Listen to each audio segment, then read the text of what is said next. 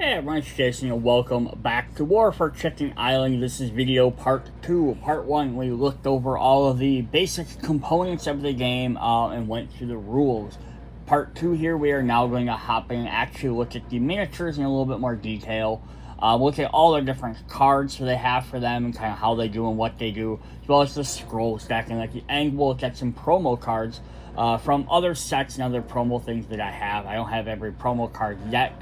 But at least the ones that I have as of now that will kind of go with this game. So let's go ahead and hop into it. Let's start with our leaders. Actually, let's start with our reference card first. We have a reference card here. Just as a reminder of how the game works, just a really quick thing. Roll the dice, choose any amount to reroll, spend 2 dice to repeat, take actions you get free, either build, retrieve, move, or attack, spend dice, show what's on a symbol. Draw 2 scrolls. Combat sequence is fairly simple. Declare an attacking defender. Place dice on the attacker. Place cards clockwise. Start with the attacker till everyone decides to play no more cards. Reveal cards, resolve them clockwise. Start with the defender, resolve combat, and then remove. Very, very simple, as much as it says. Then here's your stars. This is kind of nice because you can have this just sitting out, so you don't have to have your book out, just saying what you can do by saving these stars up. And then banding. Very quick, brief explanation is units with banding have that symbol there. Maybe placed on top of each other, form and move as a single stack. So when they're attacking and defending, they're still only attacking or defending as whoever is on the top. But it can help share movement abilities, so you get multiple units across the board a little bit quicker. And then when they get defeated, you have another attacker right there to go ahead and attack again. You don't have to then try and start back over. We're just going to get 4 of them, 1 for each player. So it's very, very simple. Alright, we're going to start looking at the miniatures. So we're going to start with, I'm going to kind of keep moving stuff out of the way. But we have Plucky here. So he's a chicken with a lion pelt on. Kind of like, my guess is sort of like an Achilles type thing. There he is. Just spear sticking out. Big old bulgy eyes. I love it. Just the very like goofy-esque animations or drawings of them. So the backs of the cards are just going to be single with no border on the back, as a comparison to your machine cards, which will have a black border. And that's just a good way to, you can tell the cards apart or sort them out quickly if you ever have to. Not that leaders should ever get mixed in with those. Alright, then we have some different stats on the card. We did not go over in the first video, as I figured we go over them now. But the little chicken feet on the left side up here, that is movement. So that's how many hex tiles this particular guy can move. Typically, your leaders are going to be able to move more, or at least the most of anybody. Then in the bottom corner, we have the little sword, which is your strength, which is so when you're attacking someone, that's how much damage you're doing to them. The little shield on the other side with the 10 here, that's of course your armor. That's how much damage you need to receive to be able to lose a combat. And then of course there's the banging ability in the middle, and then their abilities. And they're also going to have star abilities. So here Plucky has quite 2 movement, 10 health or armor. Question mark for his attack. Plucky's strength is equal to the defender's total strength. So he's as strong as whoever else he's fighting, which, you know, may or may not, most often probably won't be enough to take out any basic guy, or any, like, leaders, but maybe some of the basic chickens and stuff. But then if he's fighting a chicken probably has weak attack too. You can pay 2 stars. Plucky gets +5 combat until the strength until the end of combat. So right there can be very helpful. So if he's fighting a guy that has 6, now he would have 11, but you have to save them stars up. And I love that as a fact, because then it gets you other reasons to have to save them stars, so that you're not having just move and attack every single turn. You might end up having just, oh, I gotta save up my stars to use all these special abilities. Pretty cool. Alright, let's drop down with our second guy. So we have Zen Sight. So he's sitting down, just kind of chilling. And the camera to focus on him a little bit better. Come on. That's why I took the card away. There we go. But yeah, he's always Zen. He's got his robe on. He's like a kung fu master. He's got a beard. Big giant staff, bamboo staff. Cool. What does Zen Sight do for us? So he has 2 movement, 6 attack, 13 defense or armor. Pay 1. Zen Sight gets 3 armor until the end of the turn. Activate this ability during combat if Zen Sight is attacked, and only if it is not on your base tile. Yeah, interesting. So yeah, so like other guy gets extra attack, this guy can get some extra defense, so he can stay alive a little bit longer. I'm assuming you could probably use this again as many times as you have stars. If you had 4 stars, you could give yourself, 12 armor, and basically be able to survive any attack. But it's just only if you are attacked. So like if there's ever something else that, if there's ever an ability or something that just says do X damage or defeat something with X amount of damage, that's not going to work on him. I'm not sure if there is, but if there is, that would happen. Alright, then up next we have Overkill. So I'm only pulling the cards down, otherwise my camera focuses on the card artwork and not the miniature. Not that it seems to want to focus anyhow. There we go. So this is more like your basic style chicken, but he's got some big old metal armor on, so it's like wings, but it's big metal. He's spiked pauldrons. And he's got an eye patch on. That's really funny. He's got like the dot for the one eye. So he's just kind of like your... I'm guessing a lot of these are probably like references to stuff, and my guess is maybe this is a reference to like maybe like Mad Max or something like that. Could be. But he has 2 movement, 7 attack, and 12 armor. Pay 1 star to discard 1 scroll from your hand. If you do, the attacker gets strength equal to one of its pilots until the end of combat. Activate this ability only during combat on your turn. Oh, that's neat. So that way you can take one of your chickens and you can basically boost up one of your machines. So he doesn't actually boost himself up, but he's going to make his commanding team a little bit better. Cool. That's pretty neat. Alright, our 4th guy is Megadeth. Dun, dun, dun, dun. I might have moved that a little bit more over. Alright, so there he is. He's a very tribal war chicken. He's got a staff with a skull on the top, a scythe, plus he's got a little hand scythe as well, and the necklace. But he's a little fat guy. I love that. Yeah, you've had like chicken, you got a big fat round one. Chickens are different sizes. That's pretty cool. So he has 2 movement as well. So far they've all had 2 movement, 3 attack, and 11 shield. Pay 1 star to strike any chicken token adjacent to Megadeth. Until the end of the next turn, Megadeth gains strength equal to that chicken's strength. Nice. And potentially, maybe you need to destroy one of your own chickens, right?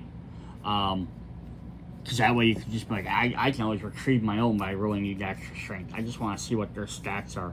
We have, just for strength for some of them. So yeah, we have some decent sized chickens in here for our tokens. We have a 5, a 2, a 6, a 7, a 3, a 4. So like a 6 or 7, make yourself 9 or 10.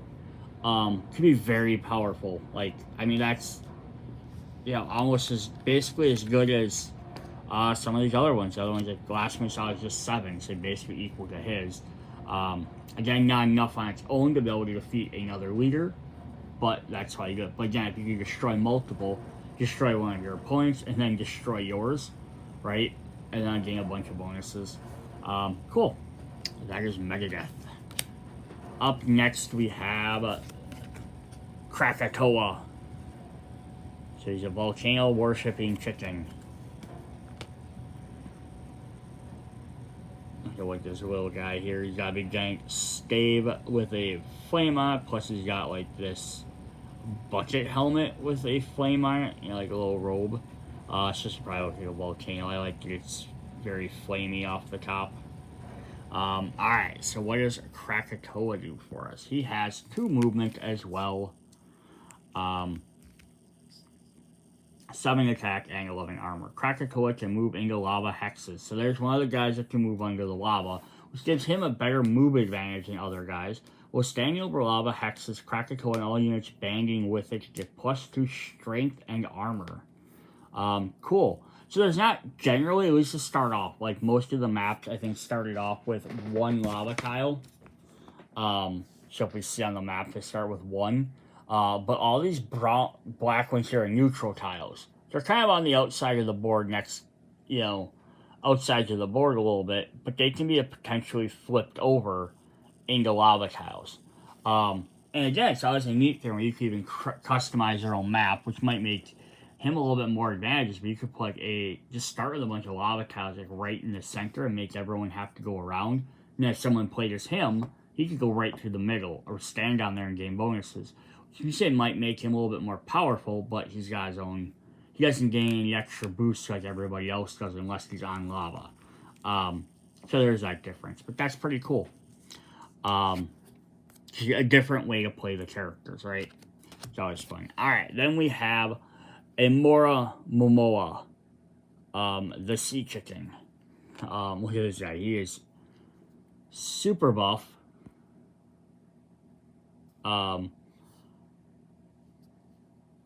Big giant chicken mane. But he's carrying his huge anchor.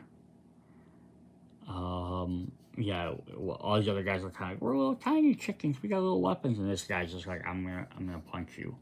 All right. So he also has 2 movement, 7 attack, 6 armor.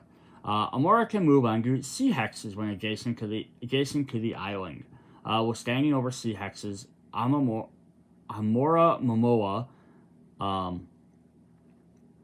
gain, and all units banned with a gain +1 strength, but you can't draw scrolls. So kind of like Krakatoa, he gains bonuses from being in certain areas, but his is on the outside of the map. You basically walk around the outside to work around people. But that does, and again, all the territories are on the outside, but that means, he doesn't gain a bonus when he's going through the middle of the map. So if he wants to beeline straight towards another player, he's not gaining the bonuses. He's going to gain them from taking a longer route around the outside. But yeah, that's pretty cool. That he can kind of hang on the outside of the board and maybe do a sneak attack around everybody. It's pretty cool. Just a little different way to play. Alright, up next we have Kick Me, which I'm assuming is supposed to be a pun on kick me, because it looks like he has a target there. But he's like a feudal warrior. So yeah, he's got some like big giant Nagata. Kind of like the war banner on his back, which they usually do, but his is a kick me sign. It's like target here. Yeah, very samurai-ish or Bushido armor.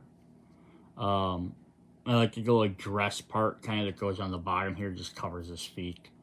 It's pretty fun. Alright, so he also has 2 movement. So he had a lot of 2 movement characters. But he has 7 attack, 13 armor. You can have 1 additional strategy and pay 1 star when other units are declared defender. If Kick Me is within the attacker's reach, Kick Me becomes a defender instead. Yeah, so very interesting. So, kind of a little bit harder because you're going to force people to come after you. But then again, if he has a way to defend himself, or if you have the extra strategy in play that might help you survive, it might be worth it. Or playing a team game, maybe you could kind of focus some attention towards you. Very interesting. All right. Up next we have Abigail. So here's Abigail. Very just clad in a full suit of armor. So we had Overkill, which had like a chest plate and some spikes. This one has full-on plate mail, metal armor, big giant skull helmet, big giant mask, big giant mace, cape. Definitely Overlord vibes. Only has 1 movement, probably because he's so chunky and big. Weighed down by armor, but he has 9 attack, which I think is the highest attack we've had so far, and 10 defense. Abigail starts the game with an additional shield, and you can pay 3 to put a shield on them, instead of the normal 4. Usually costs 4 to put a shield on any unit, so they can do it for 3, so they can get shields a little bit more often. Very cool. Very cool. Alright, then our last leader is Il Palazzo. I'm gonna guess Palazzo. So here's like a big giant tape. This is like a sorcerer or a mage, like a warlock, necromancer, I'm guessing, type of idea.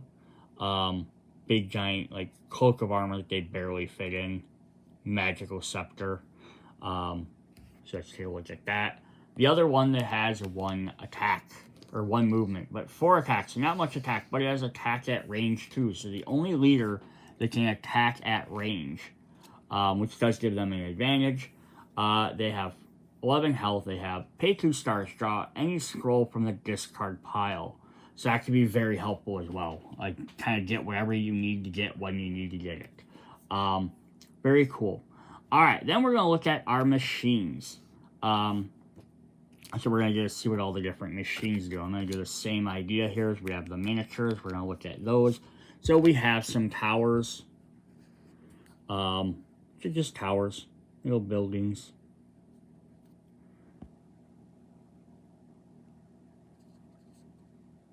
Now the towers are actually kind of interesting. So, on the top it's going to show they have no movement. Their towers, they're built, they stay there. So you still need a chicken inside of it. These are the resources. They're going to cost 1 chicken, 1 wood, 1 metal, and 1 stone. So you have all them resources right off the bat. So you can build a tower to begin with, just as a defense. You have 1 extra free action on your turn. This is probably a really good first turn action. Drop it somewhere, gives you some extra defense just sitting there to prep. But this is the red tower. So each tower color has a different ability. The blue tower, you may reroll all your dice on your turn before taking any action. Does 15 defense. The yellow tower, 14 defense, says play a star, draw a scroll, play this only once per turn. Pink one has whenever one of your chicken tokens is destroyed, you may draw a scroll. The green one has your chicken tokens get +1 strength and armor. And then the white one has pay 1, steal a resource from any other player. So that's neat that they have all these different effects for each one, because it kind of makes them a little bit more unique. Gives them some. All the rest of the machines all have the exact same abilities. I believe, yeah, I think all the rest have the same abilities. We'll double check as we look through them. But the towers did some different ones. So that way you can have all these different towers out. Now there are 1, 2, 3, 4, 5, 6 different towers, but I don't think there are 6 different tower tokens. 1, 2, 3, 4, 5. Yep, there are 6. So you can have all 6 towers out. But yeah, I say this should be a great opening move because you already have the resources available right off the bat. You might. I shouldn't say you do because you're supposed to have them randomized. But the book shows 1 of each. I don't know which way is better to play. I'd almost say everyone have 1 of each to start off the same level, at least to play the first couple of games. But it also depends on if these are available right away. It doesn't mean necessarily any 6 of these will be available. Cool. So that is those. Up next we have the cannons. So here are our cannons. Very simple, nothing too crazy, as a kind of like the chicken main. Feathers up top. I forgot what the heck that's called. We have 5 cannons. 5 cannon miniatures, I should say. And we have 1, 2, 3, 4, 5. We have 6 cannon cards, so they're 1 that won't be usable. But they're all the same. So it costs, yeah, exact same effect for each one. So this is another way to get range for 7 attack. Does not move as well. So it's not going to get you anywhere. But it costs 2 chickens, 2 stone, and 2 metal. But yeah, some extra range again. Gotta kind of strategically figure out where we're gonna place this, but again, if you place it on this, like a tower, you can place them to kind of prevent your opponents from getting to you. You can maybe use this to take out some of their defenses before they get up to you. So that's pretty cool. Alright, up next we have the battle car. Now, this is not definitely nearly as impressive as the picture, but that's probably because I didn't want all them extra spiky bits, the spears and stuff sticking out, because that's just asking them to be broke off. But at least you can tell what it is. But the spiked battle car costs 1 chicken, metal, and 2 wood. We have 3 copies of those, and we have 3 cars. 3 cards. Cards of the cars, which all again have the same stats. So 7 attack, 14 health. It can move 1. So it has 1 free move action your turn. So it can get across the field pretty darn quick. Which is very helpful. Alright, up next we have another car. We have the Hammer Battle Car. Has some spikes on the front. Big old wooden wheels. I do like the texture on there, like the wood grain. Even the stone has kind of like a stony type texture. Definitely neat. They tried to do as best as they could.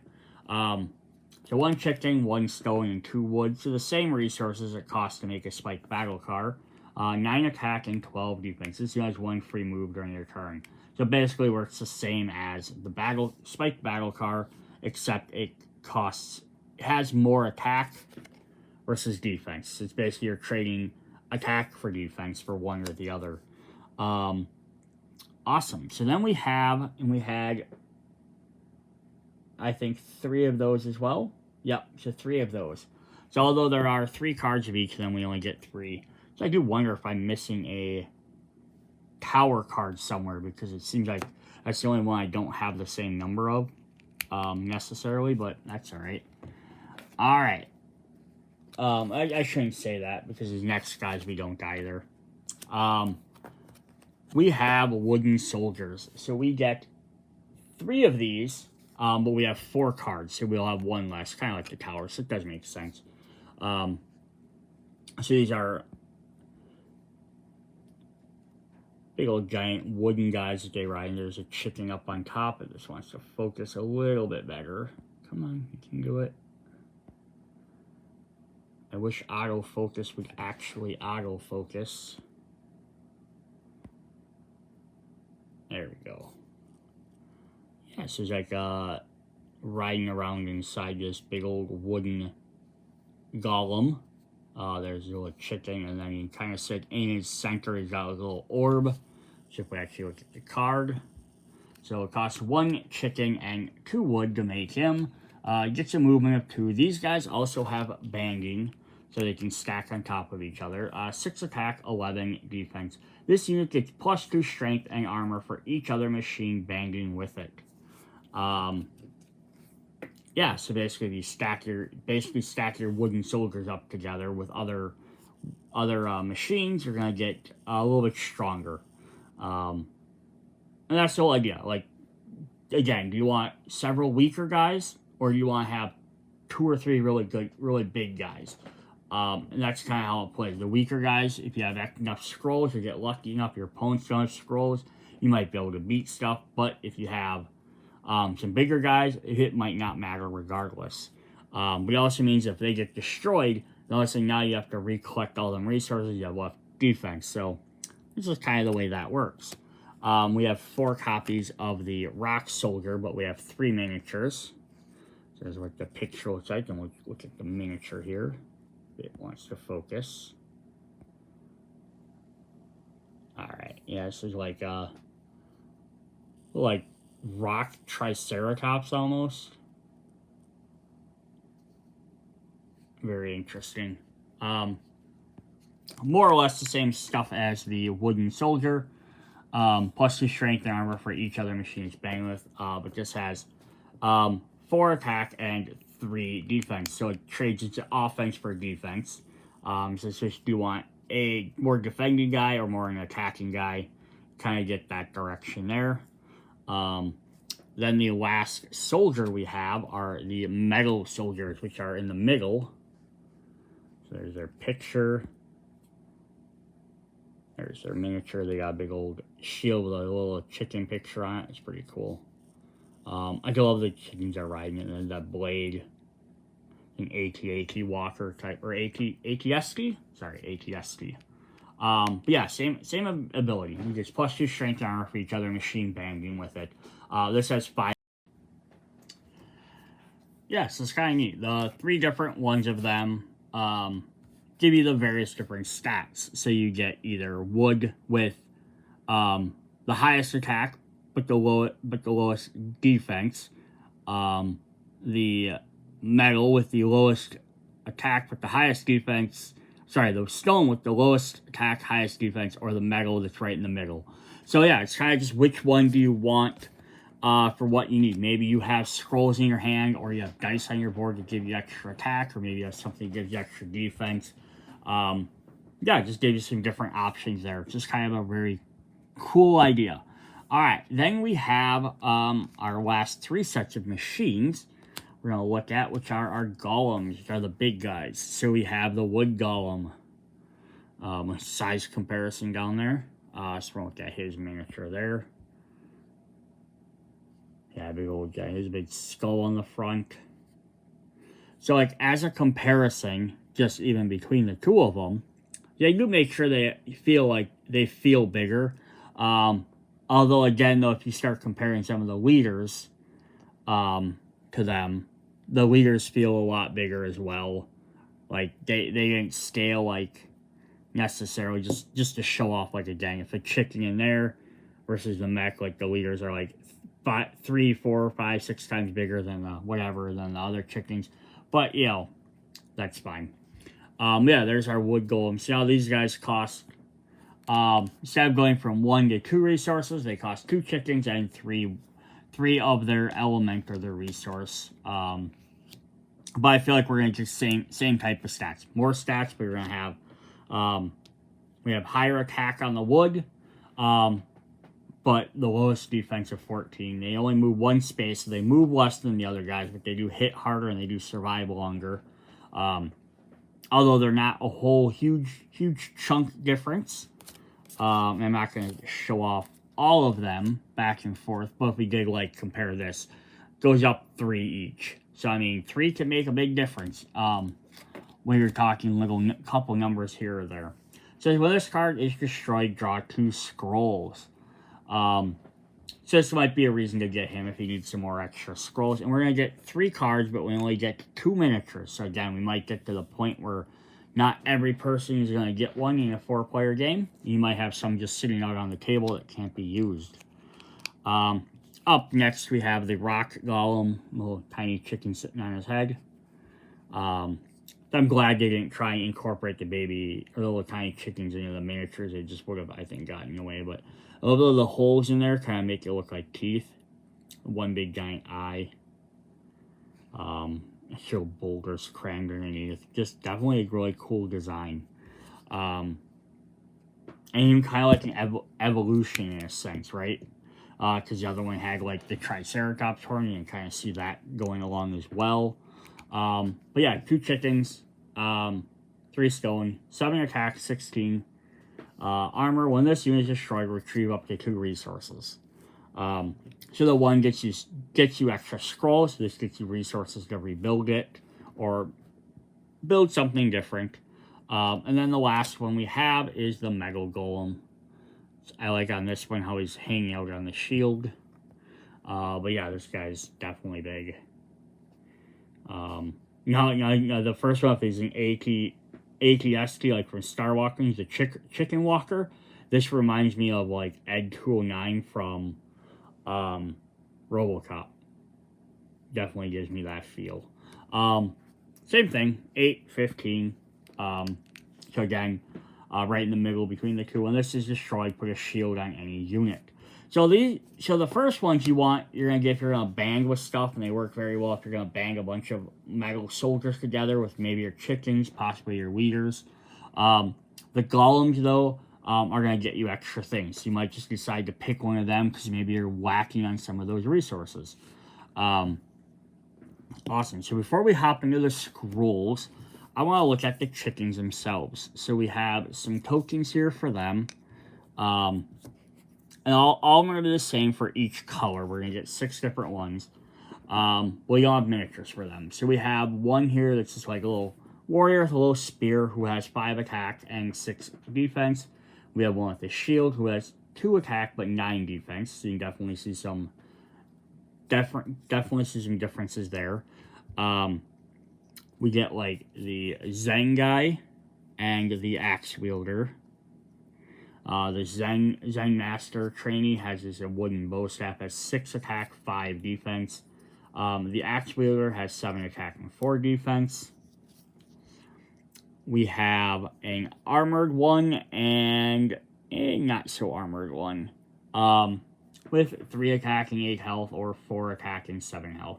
So it's just kind of them trade-offs between them. And again, if you're banding them, they can stack on top. Whichever one's on top is the one you're going to need to use. So when you're getting ready to move them around, you can always reshuffle your stack and be like, okay, I need more defense here. I need more attack here. Definitely a cool thing to go through. All right. Then we're going to look at our scrolls. So on the back of the scrolls are little mini cards that show a scroll and a blueprint, which are just the strategy cards. Alright, we're going to go through them. We have 2 copies of their little magic symbol there. Wrapping Move. An attacker gets +2 strength for each scroll your opponent played during this combat. And a reminder though, your opponent's just whoever the defender is. It's not the... it's your opponent's play. So the opponent is anybody. So it includes the defender and any other player that plays something, whether they're helping you or hurting you. So they might not know you have this down. They might play some stuff. We have multi-supply, and I will mention if there's multiple copies. Retrieve 2 resources or a chicken token, then the opponent of your choice receives 1 resource or chicken token. Brainstorm, at the end of the combat, draw 2 scrolls. Then the opponent of your choice draws 1 scroll. So you can see how some of these, though, aren't, they're smashing their heads together. They aren't necessarily combat-oriented. You play them during combat, but they're going to help you maybe build up. So it might even be worth, like, for example, throwing this guy, knowing he doesn't have a lot of attack. He's probably not going to beat anybody, but you might just want to use him as a bluff to play some of these other scrolls. Hey, I can get some extra scrolls or extra resources or whatever. Yeah, they're going to defeat my chicken, but then maybe they also might be worried if I play, like, a card like this, they might be like, oh, he must be, like, have a couple of attack cards or something. Maybe spending extra dice to bluff them in there. And then they might waste some of their power scrolls. And then, like, oh, crap. He didn't boost his guy up at all. So it's kind of, yeah, a little bluffing game in there.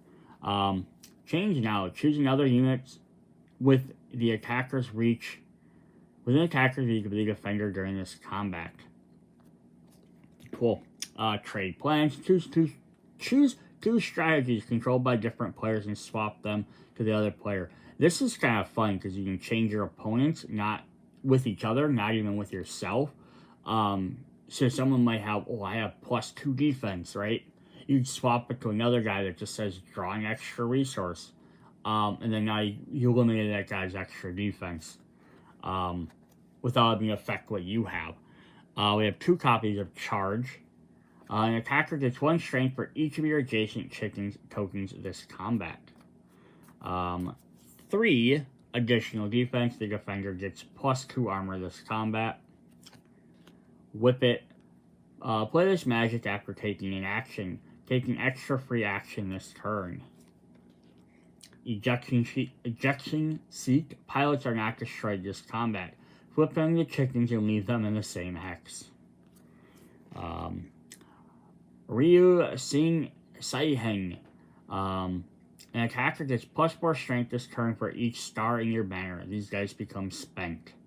So that could be very helpful. We got 4 copies of additional strength. Attacker gets +2 strength this combat. Dirty Game. Because they spilled eggs on it. Destroy any strategy. It's kind of fun. We have 2 copies of that. We have 3 copies of even more defense. The defender gains 3 armor this combat. 2 upgrades. A unit gets +1 armor and strength permanently. Place this card over it until it is destroyed. 2 neutralists. The defender gets 1 armor this combat. If the defender is on a neutral tile, it gets +4 instead. That's pretty cool. 2 copies of We Won't Miss You. If you are not attacking and your defender is destroyed, you receive 2. You retrieve up to 2 resources. Yeah, it's kind of fun. You can play that, basically let the guy get destroyed and steal resources for the destroyed thing. 2 copies of Explosive Chicken. An attacking unit gets +4 strength this combat and then is destroyed at the end of combat. A Flying Rock. Play this magic before any attack. All ranged attacks have no range this limit. 2 Winner's Scrolls. If the attacker succeeds this combat, you draw 2 scrolls. So I do like how some of these aren't not necessarily just boosting up attacks or lowering attacks. Shoryu Hen. There's Street Fighter reference there. An attacker adjacent to the lava gets +4 strength this combat. The Unstable Floor. Flip a lava or neutral tile. Now that could be very fun because hey, I need to get across this lava. You can flip it over. Or if you're playing against Krakatoa, you could eliminate his advantage of being on the lava in the middle. Or vice versa, someone's hanging out on a neutral tile, trying to play that defense, especially if they play that +4 one. All of a sudden, throw it on them. Oh, instead of getting +4, your guy's now destroyed. That's kind of fun. Let's start with only one of those, though. Teleport. Play this magic card at the end of your turn. Place a unit into any other hex where it can stand. So you can't throw it on the lava. Transmute. Play this magic before building a unit. You may spend resources this turn as if they were any other type. So we have a stone, wood, metal chicken there. We have 3 copies of a Bit Defense. A defender gets +1 armor this turn. Draw a scroll at the end of combat. Jump. Play this magic before moving a unit. It gets +1 speed and you may ignore any movement restrictions this turn. And then the final 2 magic ones are Just a Dream. Play this magic card after a player rolls the dice this turn. That player repeats that die roll. So basically it ruins their roll for the turn. That's the other fun thing I do like what they do with the scrolls. Is mostly they're played during combat, but there's a couple that are played outside of combat. Which I think makes that really interesting as well. Then we have the strategies. Have the same backs, so you can't tell what they are. I think all of these are different. So we have Fabio style, like a bodybuilder. The male hunk. Your chicken tokens get 2 strength and armor. So now these are like permanent. So these will stay on that with a little like pen and a compass down there, like we're like drawing like on a blueprint. Because you're designing your strategy, but instead of drawing like tactical maps, you're drawing a picture. It's kind of funny. Stoned, pay 1, your golems get 1 range of this turn. Any golem. I almost wish it would have said your stone things did, because that would have worked for the other ones, which is interesting. Shortcuts, pay 1 star. Units may pass through enemy units this turn. Sneak attack. Whenever one of your chicken tokens or soldiers attack a golem, tower, or cannon, it gets +3 strength this combat. To boost up your chicken tokens for attacking higher things. Hard bodywork. Your battle car and cannons get +1 armor and strength for each star in your banner. Just saving them up to be helpful. Battle sphere. Your chicken tokens get 1 strength for each other chicken token banging with them. Copycat. This strategy comes into play as a copy of an opponent's strategy in play. I almost wish for something like this, though, they would have had added 1 extra token. I kind of get why they didn't, because the tokens were even across all boards. But it would have been nice to have 1 extra token. It would have just been like copycat token, right? That way you could, or 2 copies, right? Even 1, just to be like, hey, put this on the other card, see which one you're copying. So someone can't lie and say, oh, no, I meant to copy that one. Boiler work. Discard 3 resource to gain an extra free action this turn. Power gunpowder. Pay 1 star. Your cannons get 1 range and strength till the end of the turn. And again, you can probably pay this multiple times. Relocation. Pay a star to move one of your cannon or tower's hexes. That's cool. So you normally can't move. Pillage. Whenever you attack and succeed, retrieve any 1 single resource. Lava trap. Your towers adjacent to lava tiles get +8 strength. Now, most of the lavas are on the outside border, so that could definitely help that way. Trenches. Your soldiers get +1 armor. Your chicken tokens get +2 armor. Hiding in there, it's funny. I love it. And then chicken pox. At the end of your turn, or on each player's turn, that player destroys any chicken token. If there are no more left, destroy this strategy. Cool. I feel like I am missing a card. I thought we had a solo card somewhere, but I went through all of the cards. I don't know. Maybe I'm just missing it. Alright, so the last one we have to look at for the scrolls are the catastrophes, but I need to grab the book because they kind of list specific things for them. Alright, so the last 4 is we're going to get the eruption. So you kind of can figure out from the picture, it kind of explains what it is, but the rule book does give a little bit more description. Choose a lava tile if there are any. If there are none, choose a neutral tile and flip it. Destroy all adjacent non-leader units without a shield. Remove all shields from other units, including leaders that are adjacent to that lava tile. So basically, destroy everything around it. We have the earthquake. Flip all lava neutral tiles to their other side. So this is the other way to flip some of these guys over.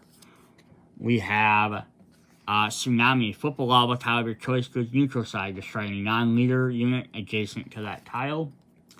And then finally, we have hurricane. All players discard 2 resources from their banner to the common supply.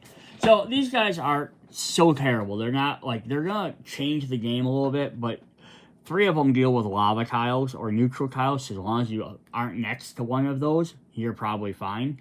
And this last one doesn't, I mean, it can definitely hurt you by removing your resources. It can affect what you could do, but it's not going to be like an end game result, like destroying all your armies.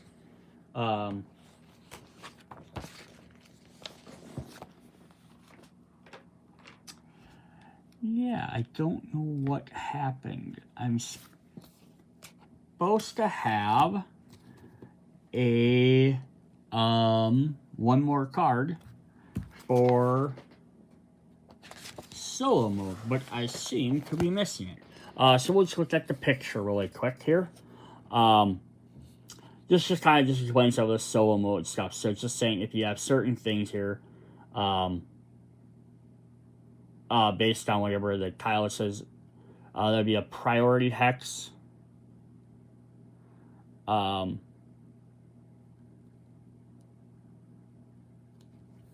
trying to get where it says where to do it. Dice not placed on the bear. Align the board with the priority hex on the solo card. This will be used to determine the direction on the board in which the challenger will be moved when they're deciding between many possible hexes. Align the board with the priority hex. So we have the priority hexes down there on the 5.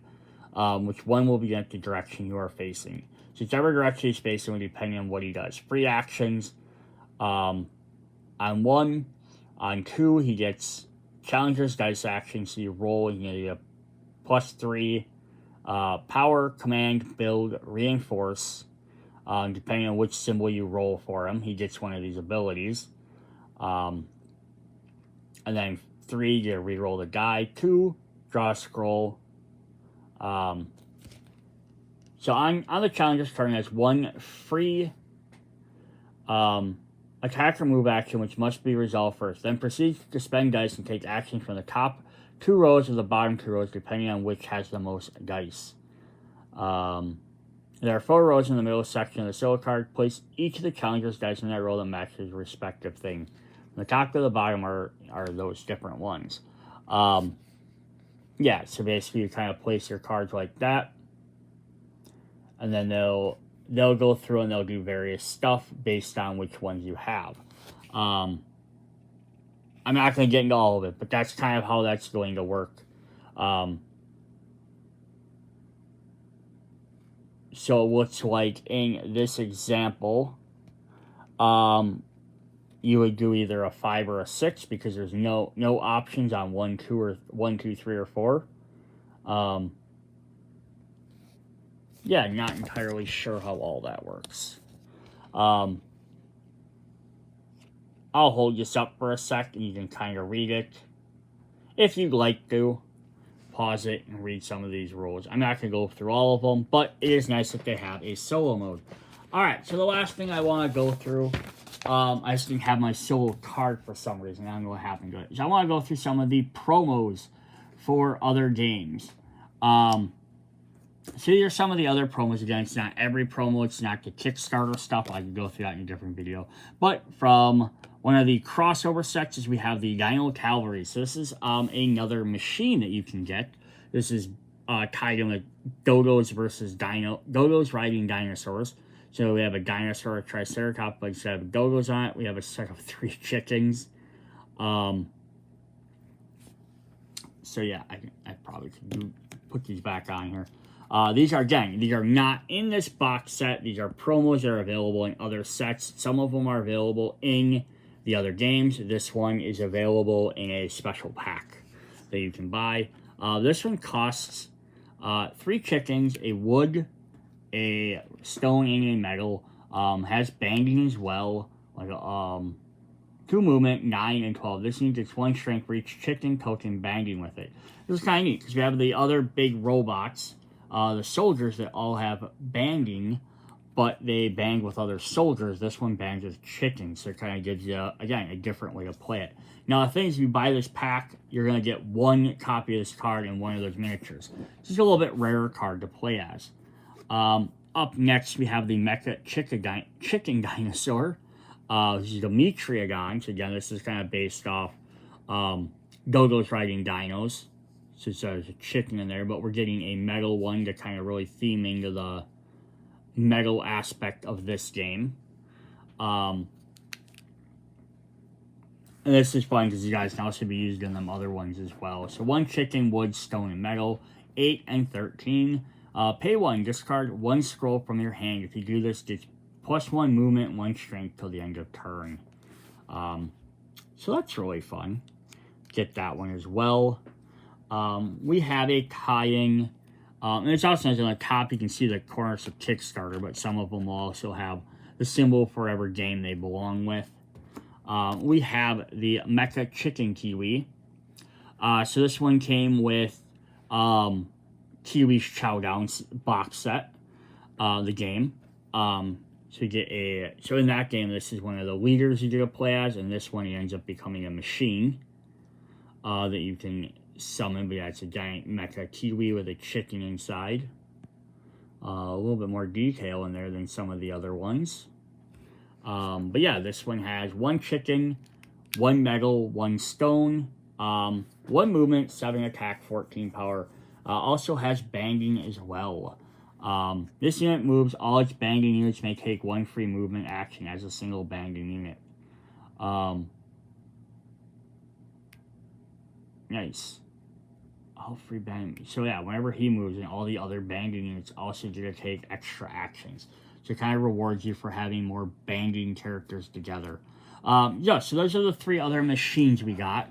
We are going to get a brand new leader tied in with Dodos riding dinosaurs. Obendorfer.